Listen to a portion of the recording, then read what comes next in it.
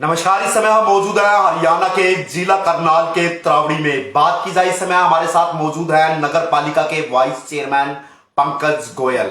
जहां हरियाणा सरकार, हरियाणा के मुख्यमंत्री श्री मनोहर लाल खट्टर सबका साथ सबके विकास की बात करते हैं। जब हमने सवाल किया कि हरियाणा के अंदर विकास के लिए काफी पैसे दिए गए लेकिन समय पर विकास नहीं हो पाया, इसकी वजह क्या रही, मुख्यमंत्री जी ने कहा चाहे कस्बा हो चाहे शहर हो, हमने समान रूप से विकास के लिए पैसा दिया। लेकिन बात की जाए, इस समय करनाल भ्रष्टाचार के मामले में हॉट सिटी बनी हुई है। आज हमारा सर्वे त्रावड़ी पर जाकर अटका। आज त्रावड़ी का हम सर्वे कर रहे हैं। वाइस चेयरमैन के साथ साथ वार्ड नंबर 4 के पार्षद भी हैं, तो हम जानने की कोशिश करेंगे। एक और आप जनता का व्यू जरूर देखेंगे कि जनता क्या कह रही है। एक तरफ आप वाइस चेयरमैन को भी सुनेंगे कि वो क्या कह रहे हैं, एक तरफ आप उन तमाम अधिकारियों को भी सुनेंगे कि वो क्या कह रहे हैं विकास के मुद्दे को लेकर। सर, सबसे पहले आपका कीर्तिभूमि न्यूज में स्वागत है। देखने वाले दर्शकों को सबसे पहले आपका नाम, आपके वार्ड की संख्या। वार्ड नंबर 4 से मैं पार्षद रहा हूँ और त्रावड़ी नगर पालिका में मैं वाइस चेयरमैन 5 साल से रहा हूँ। तो अब जो है नए इलेक्शंस की डेट मेरे ख्याल आने वाली है जी। तो अब नए चुनाव होंगे, उसके अंदर नई व्यवस्था बनेगी जैसे भी रहेगी। तो मुझे उम्मीद है कि नए पार्षद जो भी आएंगे वो बढ़िया ही जनता चुन करके लाएगी और आगे भी जिस तरह पीछे विकास के कार्य हुए हैं और उसी तरह ही आगे भी त्रावड़ी में विकास के कार्य होते। जिस समय सर आपने चुनाव लड़ा उस समय आपके बराबर में कितने उम्मीदवार थे? बराबर में तो देखो, कोई भी वार्ड होता है, यहाँ पर 15 वार्ड है, जैसे सब में 3-3, 4-4 उम्मीदवार होते हैं। कितनी वोटों से जीत हुई थी? तो उसमें मेरी 1070 वोटों से पिछले समय में जीत हुई थी। जिस समय मन में आया कि आपको चुनाव लड़ना है, जनता की सेवा करनी है, उस समय आपके वार्ड में क्या समस्या थी? फिर आप वाइस चेयरमैन बने, पूरा त्रावड़ी आपके अधीन आया जी। तो आपको क्या लगा उस समय मेन समस्या क्या थी और कैसे निजात दिलाया? उस समय क्या था कि त्रावड़ी में 6 साल पहले ना समस्याएं बहुत ज्यादा थी। कुछ सड़कों की समस्या थी, लाइट की व्यवस्था की समस्या थी, कुछ कॉलोनियां जो है अनअप्रूव्ड थी बहुत ज्यादा। यहाँ पर लोग रह रहे थे बट कॉलोनियां अनअप्रूव्ड बहुत ज्यादा थी। तो इस तरह की बहुत सारी समस्याएं और भी थी शहर के अंदर। पर जैसे जैसे समय बीतता गया, शुरुआत होती गई 6 साल पहले, तो विधायक जी थे हमारे साथ भगवान दास कबीर पंथी जी, उन्होंने भी इस मामले में बहुत प्रयास किया।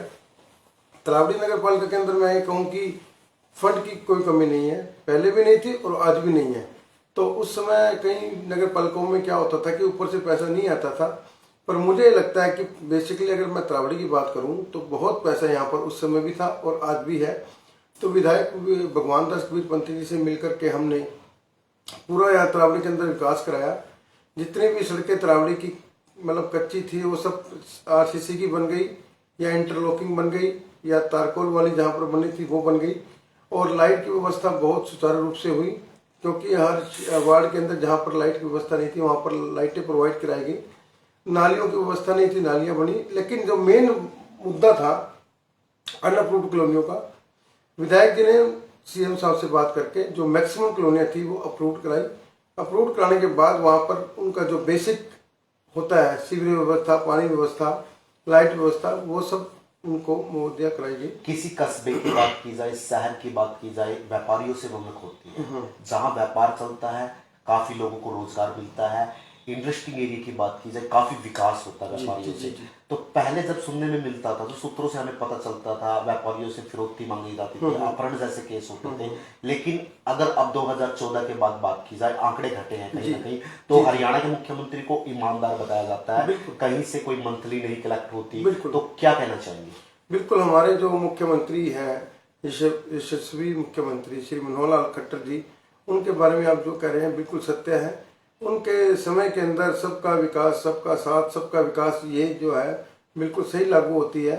मुझे नहीं लगता कि जिस कहीं पर भी विकास की कोई समस्या आई होगी। जिस प्रकार त्रावड़ी में अंधाधुंध विकास हुआ है उसी प्रकार से और क्षेत्रों में, गाँवों में, कस्बों में, शहरों में बढ़िया विकास हुआ है। लेकिन कोई चीज़ अगर ज़्यादा प्रॉब्लम में हो, ज़्यादा दिक्कत में हो, तो उसको सुधारने में थोड़ा सा टाइम भी लगता है और लग भी रहा है। आप देख सकते हैं कि त्रावड़ी में 6 साल पहले क्या स्थिति थी। जब आप अंदर एंटर करते थे तब वो गंभीर समस्या थी जाम की। तो अब जो है डिवाइडर बन करके डबल रोड बन गया है। और उसके बाद जो सोकड़ा पुलिया पे भी मतलब बहुत जाम लगता था, वो भी बहुत फुल हो गया है। मतलब हर तरीके में, हर क्षेत्र में, हर जगह पर अगर हम देखें तो तरावड़ी में विकास दूर से नजर आता कुल जनसंख्या कितनी है आपके वार्ड की? है। वार्ड की जनसंख्या जो वोटर लिस्ट के हिसाब से थी वो तो तकरीबन 26-27 थी। और पूरे शहर तरावड़ी की शहर की जनसंख्या तो एक बार अभी, क्योंकि वो पीछे सर्वे काउंटिंग काफी दिन हो गए उसमें। बहुत टाइम हो गया है, तो उसके बाद एक बार देखना कहाँ पड़ेगा। मिला सकती है? हाँ, वो नगर पालिका में से ही मालूम पड़ेगा। सही। बेटी बचाओ बेटी पढ़ाओ पर क्या कहेंगे? आपके तरावड़ी की क्या बेटियों की रेसों की संख्या बढ़ी है? कुल आबादी बेटी बचाओ बेटी पढ़ाओ में ये बहुत बढ़िया संकल्प हमारे मुख्यमंत्री जी का रहा था। तो इसमें जो पीछे जो एवरेज आ रही थी वो बहुत अच्छी रही है अब 5-6 सालों के अंदर। और उस पर जो भ्रूण हत्या थी उस पर भी बहुत ज्यादा अंकुश लगा है मेरे हिसाब से। रेसों की संख्या बढ़ी है कहीं ना कहीं। हाँ, बहुत बढ़िया। और अपने जो बेटी और जो पुत्री हैं उनको बहुत मान सम्मान भी अब मिलने लगा है। और हमारे क्षेत्र में अभी महिलाओं का भी जो है बहुत आगे हो गई हैं हर फील्ड के अंदर, और बेटियों को भी बहुत सम्मानजनक उससे देखा जाता है आज की तारीख में। सीसीटीवी कैमरों की बात की जाए, शहर में सुरक्षा का एक मेन मुद्दा है। सीसीटीवी कैमरे क्या शहर में और चौकों पर उपलब्ध है सर? नहीं, तरावड़ी में अभी नहीं है। हमने अपने समय में भी ये बात रखी थी कि तरावड़ी में करनाल की तर्ज पर जो है मुख्य चौकों पर, मुख्य सड़कों पर, मुख्य बाजारों में ये होना चाहिए, ताकि जो लोग आते हैं उनकी मतलब सेफ्टी पॉइंट ऑफ व्यू से हमें ये काम करना चाहिए। प्रधानमंत्री जी एक गरीब परिवार से आते हैं। जी। उस समय जब उन्होंने बताया था कि मैं एक गरीब परिवार से हूँ, हम तो फकीर हैं, झोला उठाकर चल देंगे। प्रधानमंत्री आवास योजना के तहत तरावड़ी शहर के अंदर आज कितने लोग अपने मकानों से वंचित हैं या कितनों को मिले? ऐसे जब कुछ समय पहले जब ये स्कीम आई थी तो उसमें तकरीबन 600-650 लोगों ने अपना आवेदन पत्र दाखिल किया था। और उसमें से मैक्सिमम लोगों के पास, क्योंकि इंस्टॉलमेंट्स में पैसा आना था ये वाला, तो उसमें से किसी को एक इंस्टॉलमेंट मिल गई है, किसी को 2, और किसी को कंप्लीट पैसा भी इसके अंदर मिल चुका है। और इस जो स्कीम का है बहुत लोग फायदा उठा रहे हैं। प्रधानमंत्री जी ने इसके साथ एक बात और सोची थी कि कोई गरीब व्यक्ति बिना इलाज के ना मरे। 5 लाख रुपए तक का आयुष्मान कार्ड की योजना लागू की थी। आपके शहर के अंदर आयुष्मान कार्ड योजना कितने बने या कोई लोग और भी ये इसका तो पूरा डाटा आपको नगर पालिका से ही प्रोवाइड किया जा सकता है कि कितने लोगों ने इसका फायदा उठाया है। बाकी जो स्कीमें भारत सरकार की या हरियाणा सरकार की समय समय पर आती हैं नगर पालिका के अंदर, वो मतलब सभी तक पहुंचाई जाती हैं बाय पोस्टर्स और बैनर्स और बोर्ड्स के पूरा द्वारा। भारत इस समय आपको सुन रहा है। हाँ जी। एक प्रॉपर्टी आईडी टैक्स की बात की जाए जी। प्रॉपर्टी आईडी में बड़ा तगड़ा घोटाला हुआ है। यशिका कंपनी थी जो उन्होंने ऊपर ड्रोन से सर्वे किया, करनाल का हो, तरावड़ी का हो, नीलोखेड़ी का हो, पूरे हरियाणा में। उन्होंने पानीपत में भी ऐसे किया, किसी का नाम गलत, किसी के बाप का नाम गलत, किसी के मोबाइल। ऐसा क्यों हुआ? तमाम अधिकारियों के ध्यान में यह मामला नहीं था। घर बैठे बैठे सर्वे कर दिए गए, करोड़ों रुपए ले गए। आखिरकार भ्रष्टाचार को जन्म दिया। जब हरियाणा के मुख्यमंत्री जी इतने ईमानदार है तो आखिरकार इन पर अफसरों पर लगाम क्यों नहीं लगाते? ऐसे जी, ये जो सर्वे हुआ था इसके अंदर तरावड़ी में भी सब लोगों को बहुत दिक्कतें आई हैं, क्योंकि किसी का नाम गलत चढ़ा हुआ है, किसी का एरिया गलत चढ़ा हुआ है, किसी का वार्ड गलत चढ़ा हुआ है। उनको प्रॉपर्टी आईडी में आगे जो भी काम कराने होते हैं, बैंक से लोन लेना है, कुछ भी है, तो बहुत ज़्यादा दिक्कत आ रही थी। क्योंकि अगर वो ठीक कराने के लिए नगर पालिका में जाते भी थे ना, तो उनका प्रॉपर तरीके से काम नहीं हो पाता था, क्योंकि उनके हाथ भी कहीं ना कहीं बंधे हुए थे। तो मैं तो ये कहना चाहूँगा कि अगर कोई भी कंपनी सर्वे करे ना, तो आगे फ्यूचर में अच्छे तरीके से सर्वे करे कि कम से कम नागरिक को, पब्लिक को दिक्कत ना आए। क्योंकि मैं देख रहा था कि पिछले समय में जब ये हुआ ना, तो लोगों को बहुत ज़्यादा परेशानियां आई हैं। मैं तो ये निवेदन करूंगा कि आगे कोई भी कंपनी आए ना, वो प्रोटोकॉल के हिसाब से बढ़िया तरीके से सही उसकी वो सर्वे करे, ताकि लोगों को दिक्कत ना आए। सरकार ने करोड़ों रोजगार योजना दी थी, करोड़ों लोगों को रोजगार देना था, लेकिन कई लोग अभी भी रोजगारों से वंचित है। काफी रोजगार नहीं मिले। भ्रष्टाचार का आंकड़ा बढ़ा है। डीटीपी की बात की जाए, तहसीलदार की बात की जाए, काफी पैसों के साथ डीटीपी पकड़े गए। 78 लाख लगभग 30,000 के आसपास विजिलेंस ने गिरफ्तार किया था सचिन ने, एसपी फोगाट की अगुवाई में। आखिरकार जो रोजगार उत्पन्न करने थे, क्या वह पैसा भ्रष्टाचार की भेंट में अधिकारियों पर चढ़ गया? तो क्या कहना चाहेंगे?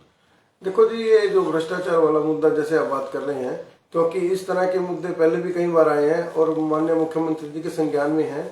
माननीय मुख्यमंत्री जी इसके ऊपर पूरी अपनी नज़र बनाए हुए हैं, क्योंकि उन्होंने भी अपने स्पीच में बोला था कि समय समय पर वो इसके ऊपर नज़र रखते रहते हैं। जब कोई ऐसा लगता है कि उनको कोई अधिकारी ज़्यादा तंग कर रहा है या ज़्यादा मतलब इसके अंदर इन्वॉल्व है, तो उसके ऊपर कार्रवाई की जाती है। और आपने देखा भी ये कार्रवाई मुख्यमंत्री जी द्वारा इसके ऊपर की भी गई है। नशा एक अभिशाप है।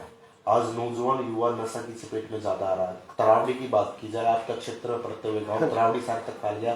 स्मैक का नशा की बात की जाए, सुल्फे की, गांजे की, डोडे की, आखिरकार प्रशासन क्या कर रहा है? और आपके द्वारा अपने वार्डों से लेकर आप वाइस चेयरमैन है, तो क्या कदम उठाए गए? तरावड़ी शहर इन चीज़ों से बहुत दूर है, क्योंकि जो भी आपने ये बोले नशे की चीज़ें, मेरे को नहीं लगता कि तरावड़ी शहर में इस चीज़ का ज़्यादा हुआ है। तो आसपास के गांवों में हो सकता है, बट बेसिकली अगर हम तरावड़ी की बात करें तो तरावड़ी जो है नशे की इस बीमारी से बहुत बहुत दूर है। लास्ट सवाल है सर आपसे। भारत देश के प्रधानमंत्री जी ने एक अन्नपूर्णा योजना चलाई थी,